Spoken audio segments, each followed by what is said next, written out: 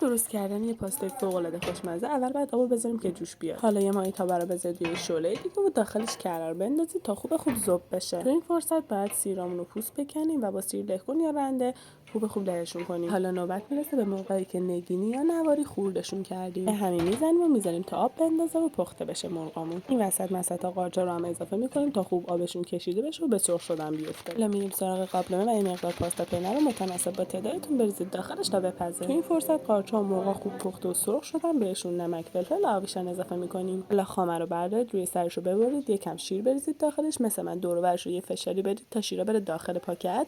اینجوری خامتون قالبی از پاکت میاد بیرون و هیچ چیش به دور و بر پاکت نمیچسبه. بعدم یه مقدار شیر میریزیم و میذاریم 2-3 دقیقه بجوشه. پاستامون رو آبکش میکنیم، بعدش میگردونیم داخل قابلمه و سسمون رو بهش اضافه میکنیم. اگه 1-2 معلقه آب پاستا هم داخلش بریزید خوب میشه. پنیر پارمزان یا پنیر پیتزا هم اضافه کنید و بذارید به همچین بافت و غلظتی برسه و دیگه آماده است.